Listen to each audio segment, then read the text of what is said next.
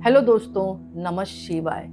दोस्तों, flora those का पर्व आने वाला है, जो कि ये फ्लोरा दोज है 2025 में पड़ रही है 1 मार्च शनिवार को। तो सब प्रथम तो आपको फ्लोरा दोज की बहुत बहुत शुभकामनाएं, बधाई। ये दिन अपने आप में बहुत शुभ माना जाता है और अभुज मुहूर्त है। इस दिन आप विवाह शादी अगर करने जा रहे हैं तो आप फिक्स कर सकते हैं, और कोई भी शुभ कार्य घर में आप कर सकते हैं। यानी इसमें देखने की जरूरत नहीं है, पंचांग अपने आप में सिद्ध मुहूर्त है। और आप इस दिन शॉपिंग भी कर सकते हैं, यानी सोने चांदी वस्त्र आप खरीद सकते हैं। कुल मिलाकर हर तरह से आप इस दिन को चुन सकते हैं। अगर शॉपिंग कर रहे हैं तो भी आप खरीदारी करें, खरीदारी कर सकते हैं, पूजा पाठ कर सकते हैं, बड़े स्तर पर अनुष्ठान कर सकते हैं, और कोई भी शुभ कार्य करना चाहते हैं, गृह प्रवेश भी करना चाहते हैं तो आप कर सकते हैं। पहली चीज तो ये बात हुई।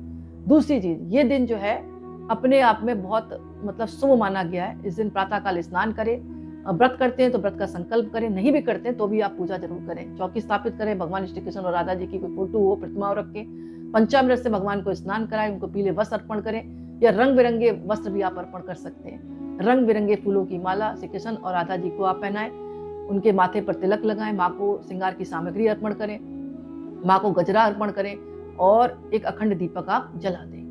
हो सके तो इस दिन जो है श्री कृष्ण और राधा जी के मंत्रों का आप जाप करें और भजन कीर्तन करें, रात्रि जागरण भी कर सकते हैं, फिर उनकी आप आरती करें। इसके अलावा जिनके कहते हैं ना लड़ाई झगड़े बहुत ज्यादा हो रहे हैं, तो इनको इस दिन क्या करना चाहिए, एक सफेद कागज पर केसर से अपनी समस्या को लिखकर माँ के चरणों में रख देना चाहिए, श्री राधा जी के चरणों में, और कहना चाहिए कि हमारी मनोकामना पूर्ण हो और हमारी समस्याएं खत्म हो। तो जो मनोकामनाएं आपने लिखी है, कहा जाता है जरूर पूर्ण होती है, क्योंकि ये अपने आप में बहुत अभुज मुहूर्त है। इस बात का आप ध्यान रखें। जिन कन्याओं की शादी नहीं हो रही, उनको इस दिन जरूर पूजा करनी चाहिए। सभी को पता है श्री कृष्ण और राधा जी का प्रेम अमर है, और भक्ति भाव से भी प्रेम अमर है, और वैसे भी प्रेम अमर है, उनका सात्विक प्रेम है।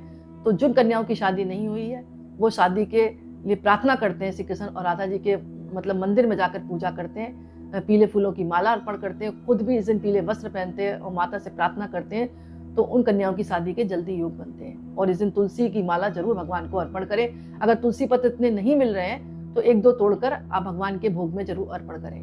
पीले रंग का भोग लगाएं या सफेद रंग का भोग लगाएं, और मधुराष्टम नाम का एक स्रोत होता है, उसका भी आप पाठ कर सकते हैं। इसके अलावा कहा जाता है कि इसकी कथा का बहुत ज्यादा महत्व है। कथा जरूर सुननी चाहिए कि आखिर क्यों मनाई जाती है फ्लोरा दोज। एक बार कुछ ऐसा हुआ कि भगवान कृष्ण बहुत दिनों तक राधा से मिलने वृंदावन नहीं आए। ऐसे में राधा रानी बहुत परेशान हो गई। राधा को इतना दुखी देखकर ग्वाल गोपियां थी, वो भी दुखी होने लगे, और सारे पेड़ पौधे मुरझाने लगे। उसका कारण क्या था पता है? कि जो वृंदावन की रज और कण कण में भगवान श्री कृष्ण का निवास है। तो जब राधा रानी से मिलने श्री कृष्ण भगवान नहीं आए, तो सारा जो था प्रकृति सूखने लगी। जैसे ये बात श्री कृष्ण को पता चली, तो वह तुरंत ही राधा रानी से मिलने गए वृंदावन, और कृष्ण से मिलने की इच्छा में वे राधा रानी से कृष्ण से मिलने की इच्छा में बहुत राधा रानी परेशान हो रही थी। जब उन्होंने आने का समाचार सुना तो वह अत्यंत प्रसन्न हुई। साथ ही सूखे हुए पेड़ पौधों में भी जान आ गई और सब हरे भरे हो गए। इधर कृष्ण ने फूलों को तोड़कर राधा रानी पर बरसाना शुरू कर दिया। इसके बाद राधा रानी ने भी फूल तोड़कर कृष्ण के ऊपर फेंकने चालू कर दिए, खुशी मनाने लगे। ये सब देखकर गोपियां और ग्वाले भी एक दूसरे के साथ फूल बरसाने लगे। ऐसी मानता है कि उसी दिन से फ्लोरा दोज का पर्व बड़ी धूमधाम से मनाया जाने लगा।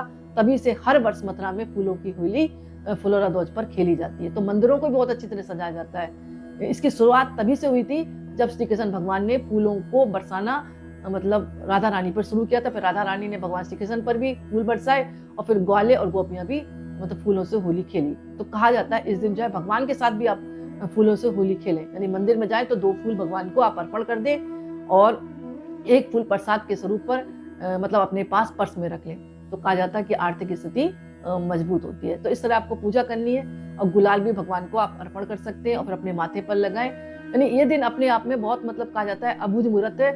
आप जो भी कार्य कर रहे हैं तो वो कहता है जीवन में शुभ फल देने वाला होता है। तो इस दिन जो है आप जरूर जाएं, और मार्केट से कुछ ना कुछ जरूर आप खरीदें, और हो सके तो आपके पति भी अपनी पत्नी को कुछ खरीद कर दे सकते हैं, या पत्नी पति को कुछ खरीद कर दे सकती है। यानी एक दूसरे को इस दिन जो है आप कुछ ना कुछ गिफ्ट भी दे सकते हैं। कुछ नहीं तो फूल एक दूसरे को गिफ्ट कर दें। जैसे राधा रानी ने श्री कृष्ण भगवान को ऊपर फूल फेंके, और भगवान श्री कृष्ण ने राधा रानी के ऊपर फूल फेंके, क्योंकि राधा रानी ही मतलब कहा जाता है कि प्रकृति स्वरूपा है, तो राधा रानी दुखी रही तो सारे पेड़ पौधे सूख गए थे।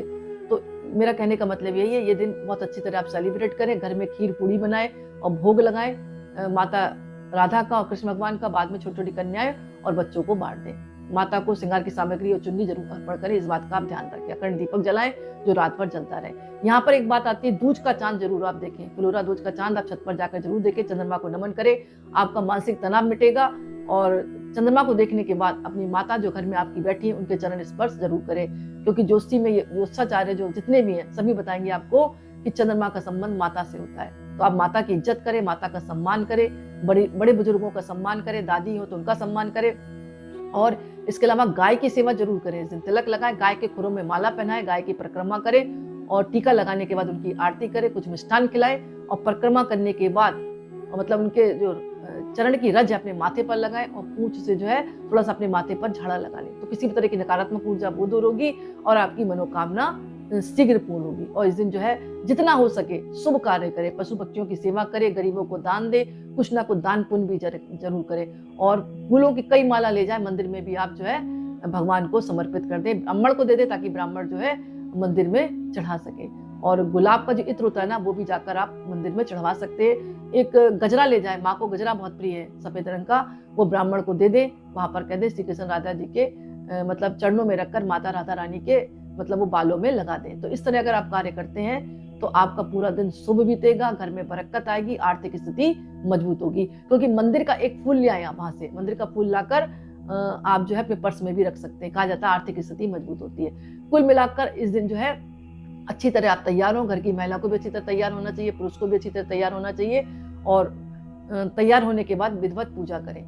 यहाँ पर एक बात और आती है कि इस दिन जो है भगवान विष्णु के मंत्रों का भी जाप आप कर सकते हैं, ओम नमो भगवते वासुदेवाय या ओम कृष्णाय नमः। यानी कुल मिलाकर जो है इस दिन जो भजन कीर्तन रात्रि जागरण का बहुत ज्यादा महत्व है। तो दोस्तों ये छोटा सा वीडियो था, मुझे आशा कि आपको पसंद आया होगा। पसंद आए तो लाइक जरूर करें, कमेंट्स में नमः शिवाय जरूर लिखें। बहुत बहुत धन्यवाद।